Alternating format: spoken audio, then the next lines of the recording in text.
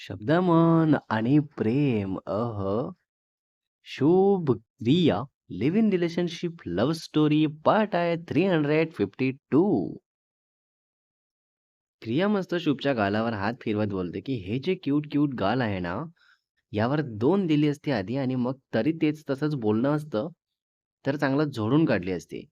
पण तुझ्या डोक्यात जे आलं दुसरा काही विचार करणं वगैरे ते नसती केली, कारण ते कधीच नाही होऊ शकत. माझ्याकडे ऑप्शन नाहीये बेबी दुसरा. कारण जेवढं मन तुझ्यामध्ये लागलं आहे आणि जेवढं तुला प्रेम करून अटॅच झाली आहे ना, ते आता परत कधी कुठे कोणासोबत होणं नेक्स्ट टू इम्पॉसिबल आहे. सो तसंच तूही ऑप्शनलेस राहायचं आहे, कळलं का? तुलाही दुसरं कुठलं ऑप्शन नाही आहे. तर शुभ तसंच क्रियाला उचलून घेतो आणि बेडरूममध्ये घेऊन जात बोलतो, "मला ऑप्शनची गरजच नाही आहे आणि मी पण तुझ्यामध्ये खूप जास्त गुंतून आहे, मनाने आणि प्रत्येक त्या गोष्टीने." तर क्रिया बोलते, "आणि हा गुंता कधी सुटला तर काय करू मी?" तर शुभ बोलतो, "हा गुंता डायरेक्ट मी मेल्यानंतर सुटणार आहे बेबी." तर हे ऐकताच क्रियाला सहन होत नाही, तर तसंच शुभच्या गालावर चटकन मारते आणि शुभने वर उचलून घेतलं होतं तसंच खाली सोडायला सांगते आणि हॉलमध्ये जाते. अगदी रागात. तर शुभला कळतं कोणत्या शब्दामुळे नक्की काय झालं. मग तसंच शुभ जातो क्रियाजवळ. तर क्रिया खूप चिडून बोलते, की "मला बिलकुल टच करायचं नाहीयेस तू, कळलं ना? जगायचा फार कंटाळा आलाय ना, म्हणून हे सगळं फालतू बोलत असतो ना? मग आता लांबच राहा माझ्यापासून. काही एक गरज नाहीये माझ्याजवळ येऊन माझी समजूत काढायची." तर शुभ बाजूला बसतो आणि बोलतो, "सॉरी क्रियू, परत नाही बोलणार असं, खरंच सॉरी." तर क्रिया बोलते, "असंच सॉरी बोलतो तू आणि परत तीच चुकी करतो तू, सो मला बोलायचंच नाहीये आता. कळलं का?" शुभ बोलतो, "अगं पण कोणी असं बोललं म्हणून लगेच असं काही होतं का?" तर क्रियाला परत राग येतो तर तसंच चिडून बोलते, "तू काय थोडा मूर्ख आहेस का? उगाच अक्कल नसल्यासारखं ना बोलू नको माझ्यापुढे. प्लीज उठ इथून. मला नाही बोलायचंय तुझ्याशी. आणि हे असले शब्द यानंतर परत वापरले ना, तर लक्षात ठेव ती वेळ आणि तो दिवस कुठलाही असो मी त्याच क्षणी घरी निघून जाणार. कारण ज्या पर्सनला माझ्यासोबत राहायचं नाहीये, तिथे मी सुद्धा कधीच नाही राहणार." तर शुभ थोडा हसतो पर्सन हा शब्द ऐकून. तर क्रिया तसंच रागात बघत बोलू लागते, की "तुला लाजच नाहीये ना? म्हणून मी इतकी चिडून असताना पण हसत आहेस." तर शुभ बोलतो, "अगं हा पर्सन माफी मागत आहे आता, प्लीज माफ कर आणि यापुढे हा पर्सन कधीच असं काही बोलणार नाही." तर क्रिया बोलते, "काही माफी वगैरे नाही मिळणार आहे. प्लीज मला मनवायची काही एक गरज नाहीये." तर शुभ बोलतो, "बाईकची की कुठे आहे माझी? दे मी बाहेर जातो." तर क्रिया पटकन विचारते, "बाहेर आता कशाला? वाजले किती बघ? उगाच डोक्यावर पडल्यासारखं बोलू नको, कळलं ना?" तर शुभ बोलतो, "तू इथे चिडचिड करत आहेस माझ्यावर आणि माझं सॉरी पण नको आहे तुला आणि तू जवळ बसायला सुद्धा मनाई करत आहेस. मग काय करू मी इथे राहून? जातो माझ्या घरी." तर क्रिया बोलते, "घरी जाऊन तुला आई आत घेणार आहेत का? इथून जसा निघशील ना, तसाच आईंना कॉल करून सांगणार आहे मी, की शुभ मला इथे असा बोलला आणि मी चिडली तर लगेच घरी यायला निघाला." तर शुभ डोक्यालाच हात मारून घेत बोलतो, "अरे देवा! मी तर हे विसरलोच होतो, की माझ्या घरी माझ्यापेक्षा जास्त तुझंच ऐकलं जातं." येस. तर क्रिया बोलते, "ऐकलं सर्वांचं जातं, पण बोलणं नीट असायला हवं. मूर्खासारखं काहीही बोलशील तर कोण ऐकणार आहे?" तर शुभ बोलतो, "प्लीज माफ कर ना यार क्रियो, तू बोलशील ती पनिशमेंट पूर्ण करतो मी. सांग तू फक्त." तर क्रिया बोलते, "चेंज कर आणि इथे उठाबशा काढत हे बोल, की सॉरी क्रियो, परत नाही बोलणार असं. आणि हे 20 टाईम्स करायचं आहे." तर शुभ बोलतो, "10 टाईम्स करतो ना बेबी. आता जेवण झालं आहे गं प्लीज." तर क्रिया बोलते, "हे काय भाजी मार्केट आहे का जे बार्गेनिंग करत बसलाय? चल सांगितलं तेवढं कर नाहीतर वाढेल, पण कमी नाही करणार." पनिशमेंट खूप हार्ड आहे. शुभ तसंच उठून चेंज करतो, तर क्रिया बघतच असते चेंज करताना. तर शुभ बोलतो, "लाज वाटते का असं चेंज करताना बघायला?" तर क्रिया बोलते, "हा तर माझ्याच नवऱ्याला बघत आहे, त्यात लाज कसली? आणि असं काय आहे तुझ्याकडे जे मी बघून नाहीये किंवा मला माहितीच नाहीये?" तर शुभ बोलतो, "शट असंच मलाही बघू दे, जा ना मग तू चेंज करताना." तर क्रिया बोलते, "चला, चला टॉपिकवर परत या. मध्येच दुसरे टॉपिक ॲड ऑन करून माइंड डायव्हर्ट करायचं बघू नका." तर शुभ बोलतो, "हां, हां. बघ, बघ स्वतःवर आला तर बरोबर लगेच टॉपिक चेंज केली हां. हां, हां."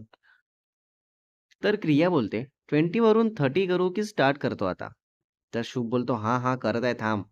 तर शुभ तसंच उठाबशा काढत जे सांगितलं क्रियाने ते बोलतो. तर 20 पैकी 12-13 झाल्यानंतर बोलतो, "बेबी बस ना, झालं ना आता. आता एक जरी एक्स्ट्रा केलं ना, तर डायरेक्ट टॉयलेट जावं लागेल." तर क्रिया बोलते, "ए शी घाणेरडा शांत बस." तर शुभ तसंच क्रियाच्या बाजूने बसतो आणि मग क्रिया मस्त शुभचं डोकं आपल्या मांडीवर घेत बोलते, म्हणून ना बायकोला जास्त त्रास द्यायचा नसतो. कारण बायकोने त्रास द्यायचं ठरवलं तर खूप जास्त त्रास होतो. येस. अगदी बरोबर आहे. तर शुभ बोलतो, "पुन्हा थोडं जवळ घे ना असंच. हे तोंडाला टच होऊ दे ना, मस्त वाटतं." तर क्रिया तसंच पटकन नॉर्मल होऊन बसत बोलते, "मी काय बोलते, आणि तुझं काय सुरू आहे? इतकं कसं रोमॅन्टिक आहेस ना तू खरंच." तर शुभ बोलतो, "हो, मग रोमॅन्टिक असायलाच पाहिजे, नाहीतर बायको बोर झाली तर काय करू मी?" तर क्रिया बोलते, "डोंट वरी बेबी, तुझी बायको त्यातली नाहीये. बोर वगैरे मी नसते होत. तू नसेल काही करत आणि माझा मूड असेल तर मी कसला काही विचार न करता डायरेक्ट तुला बेडरूममध्ये घेते. माहिती आहे ना?" "हां, माहिती आहे." तर शुभ बोलतो, "आता आपण बेडरूममध्ये आहेच. सो तू फक्त स्टार्ट करून दे ना. बाकी काय ते मी बघतो." तर क्रिया बोलते, "नाही बेबी, आता काही नको करूया. उद्या लवकर जायचं आहे मला ऑफिसला आणि 2 डेजने नागपूर जायचं आहे मम्माकडे. सो यांना सगळी कामं सांगून जावं लागेल. आणि ऐक ना, मी काय बोलते, तू आत्ताच शिफ्ट व्हायचं बोलत आहेस, तर मी आता गेल्यानंतर हेही बोलू का? पण बेबी तू आत्ताच जाणार मुंबईला आणि मी इथे एकटी कशी राहणार? मला नाही जमणार आहे. प्लीज काहीतरी सोल्युशन काढ तू यावर." तर शुभ बोलतो, "तू प्लीज शांत हो आधी. घरी गेल्यानंतर आणि हे सर्व सांगितल्यानंतर काय बोलतात ते सांग मला. मग बघू समोरचं काय ते. पण असं आत्तापासून ओव्हरथिंक करू नको, ओके? आणि मी पण नाही राहू शकणार आहे तुला सोडून, पण फ्युचरसाठी थोडं ॲडजस्ट करावंच लागेल ना बेबी." तर क्रिया हग करत बोलते, "ठीक आहे बेबी, मी सांभाळते स्वतःला आणि तू पण जास्त कसला विचार करू नको. मी वीकमध्ये 2 to 3 टाईम्स येत जाते मुंबईला. क्लायंट आहेत त्या कामासाठी. इकडे पप्पा बघायचे, सो मी बघते," बोलते त्यांना आता. "हां, हां, चालेल." तर शुभ बोलतो, "हो, पण असं खोटं बोलून येणं, मग कधी काही कळलं तर परत त्यावरून ऐकवतील. सो इट्स बेटर की आपण होईल तेवढ्या लवकर लग्न करायचं बघू." तर क्रिया बोलते, "हो, लग्न करायचंच आहे, पण सुरुवातीला बोलते मी जे लांब गेलेलं फील करून देईल त्याविषयी बोलते मी. कळलं?" असं बोलणं झालं की लगेच लग्न होणार नाही ना. आपण लांब जाणार तो डिस्टन्स वाईज. मग ते भरून काढण्यासाठी मी येत जाते वीकमध्ये 2 to 3 टाईम्स. ओके. तर शुभ बोलतो, "हां, ठीक आहे. चालेल. That's good." देन क्रिया बोलते, "बरं चल, तू बाहेर जा, मला चेंज करू दे. मग झोपू आपण." तर शुभ बोलतो, "मी डोळे बंद करतो. तू करून घे चेंज." तर क्रिया बोलते, "तुझ्यावर मला या बाबतीत 1% पण विश्वास नाहीये बेबी. सो आता नाही जाणार आहेस बाहेर, की मीच जाऊन डोअर बंद करून जाऊ सांग?" तर शुभ बोलतो, "ठीक आहे, जातो मी, पण डोअर बंद नको करू. 2 मिनिटमध्ये येणार आहे मी, सो फास्ट चेंज कर."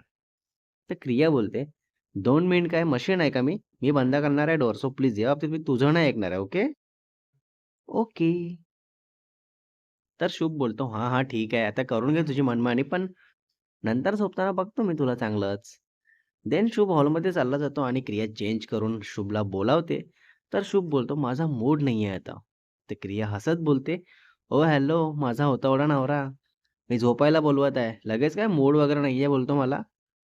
तर शुभ हसून देत बोलतो, "हां, आता कसं वाटलं हे ऐकून? मला जेव्हा तेव्हा तू नकारच देत असते ना, मग तेव्हा पण मला असंच वाटतं.